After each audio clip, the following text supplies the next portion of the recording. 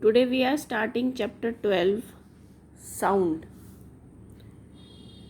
Every day we hear sounds from various sources like humans, birds, bells, machines, vehicles, televisions, radio, etc. Sound is a form of energy. What is sound? It is a type of energy which produces sensation of hearing in our ears. It is that type of energy which produces sensation of hearing in our ears. There are also other forms of energy like mechanical energy, light energy, etc. In previous chapters, it is given about the mechanical energy. I am recalling it, that is mechanical energy is of two types, that is kinetic energy and potential energy. We will learn about this later on. We have talked about mechanical energy in previous chapters. You have been taught about conservation of energy. Now again I am telling you about the conservation of energy. It means that the energy remains same always. It can change its form. Means that the energy can neither be created nor destroyed, but only the form of energy can be changed. Which states that we can neither create nor destroy energy. We can just change its form, one form to another. When you clap, a sound is produced. Can you produce sound without utilizing your energy? No. Which form of energy did you use to produce sound? In this chapter, we are going to learn how sound is produced and how is it transmitted through a medium and received by our ears. First, we do this activity.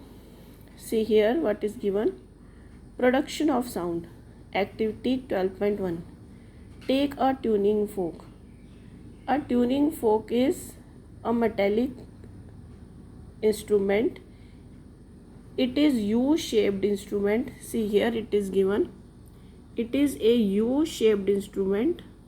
These U-shaped parts are known as prongs.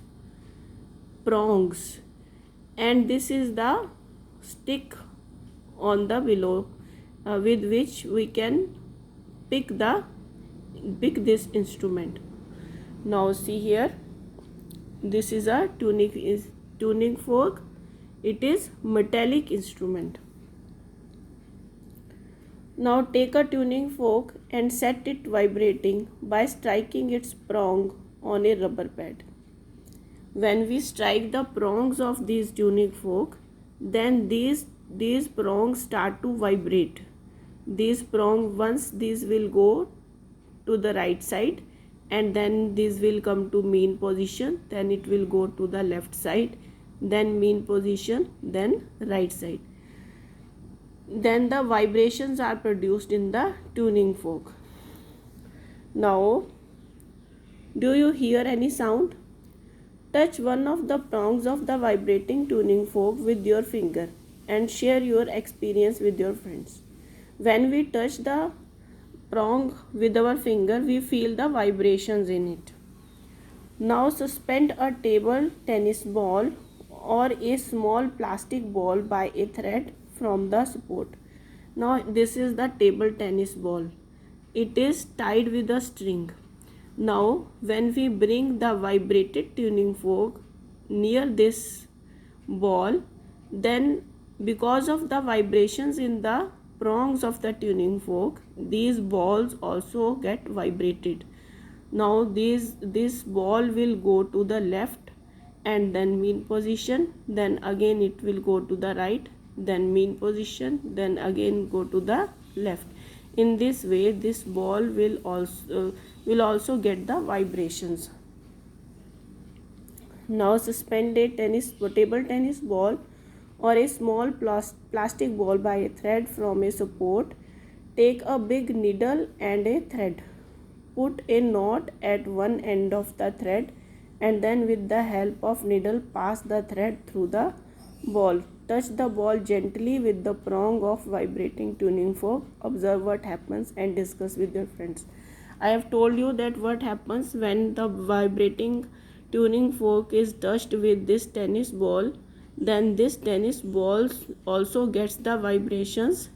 Once it goes to the left, then to the mean position, then to the right, then to the mean position, then to the left, like a pendulum. This was about the vibrations produced. Now you know that whenever the vibrations are produced in some instrument, then the sound is also produced. This you have done in the previous classes also. This was the first activity.